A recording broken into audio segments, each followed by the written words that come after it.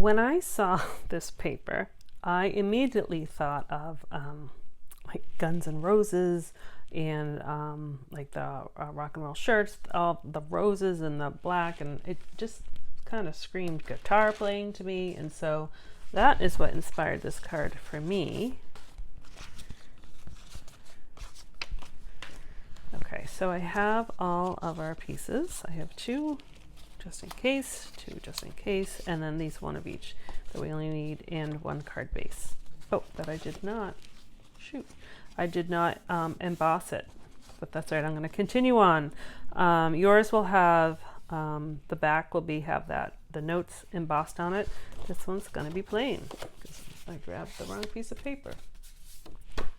That's okay though. So I'm going to put those together.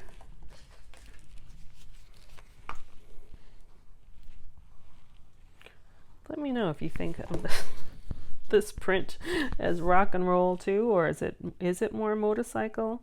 Because it is with a motorcycle pack of paper. Okay, that looks bigger, but it's not the same size. Okay, so this is going to go. You can again orientate if you want it on this side, and your guitar on the opposite side. Place it whatever you like. This is going to look really plain without the notes. You're going to see really how much of a factor that embossed paper plays in with card making. All right, and so now we're going to stamp our guitar. Okay, it's right in front of me. The guitar is already on the block. Oh, I'm going to be careful because I didn't cut that, so I'm going to make sure that as I stamp, I don't get that line. Okay, phew. All right, so I already colored one because I wanted to see the difference of the red when I don't add the pink. So I'm going to do the same colors, except for I'm going to add the pink to this one just to show you the difference. So I'm going to do the red first. To me, it just comes out a little orangey when it's all on its own.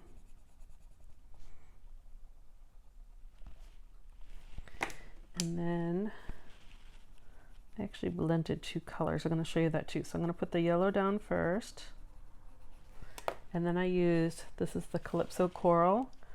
I kind of put that on top. To kind of get an orangey-ish look. And then, oh, I forgot the top. I want these two to kind of be the same minus that pink. And then I did the gray. And I did the gray down here. And so now I'm just going to add that Melon Mambo right on top of the red.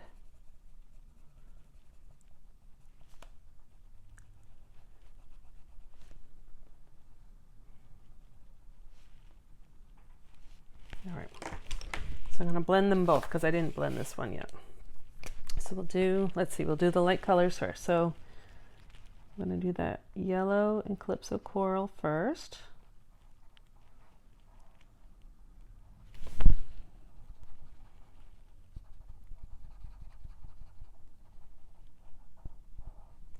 Sometimes you can kind of move the colors around. I'm careful not to grab the other color. And then because it's a lighter color, it's okay. I'm going to go right on top of the red. This is the plain red that had no pink.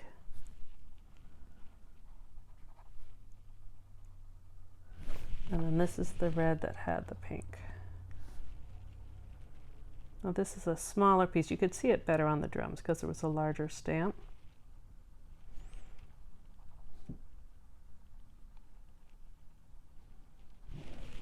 And my scrap paper. See, ooh, a lot of pink on that. Just run it till it's clear though. And then I'm going to go just on top of the gray to smooth out, and sometimes it lightens it up a little bit too.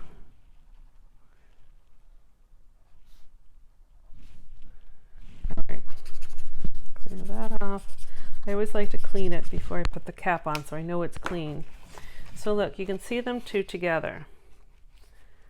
So the difference was like that was just red, but I don't know, to me it looks kind of orangey, and then that one is more red even though there's pink in it. To me it says red. So again, play with your colors, see what you think, but I just wanted to show you the differences of that. So this is going to go on top of this. These are those stitched rectangles I mentioned in my introduction that are retiring. Very sad about that because I use them a lot. And I could certainly cut rectangles the same size, but you have that nice stitching on there. That's what I like. So that's going to go on top like that with dimensionals, which I keep losing.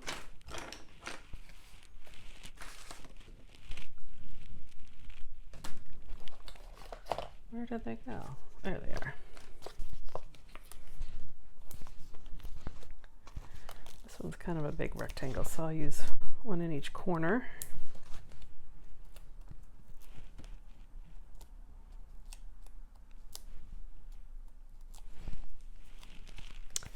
And I'm going to put that offset a little bit.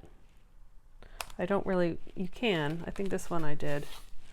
The guitar kind of is in alignment of that, but this one I kind of put over a little bit, and then we'll just do the Rock My World, which is somewhere on here. Here it is. And ink.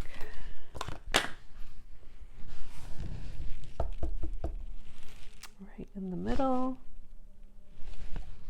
All right.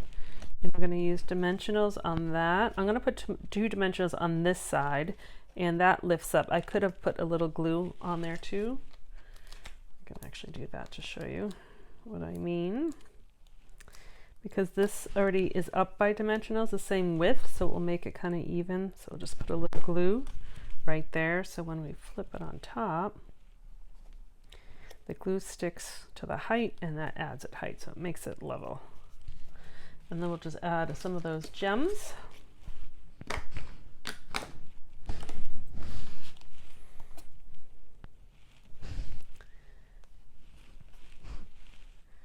did the black here because you won't see the black on that one, so I'm just going to put the gray over here so it's not in the way of the leaf. There you go. And I have another card I did. I don't have it right here, but I'm going to take a picture of it. It's the same layout, but it's all blues. It's different, and it really has a different look because of the different colors. And then you can, oh, I didn't stamp, but you can stamp whatever you like on the inside. But you kind of see the difference of the texture that the embossing folder gives versus the plain. And the plain is fine, but the texture just kind of gives it a little bit more. Okay, one more card.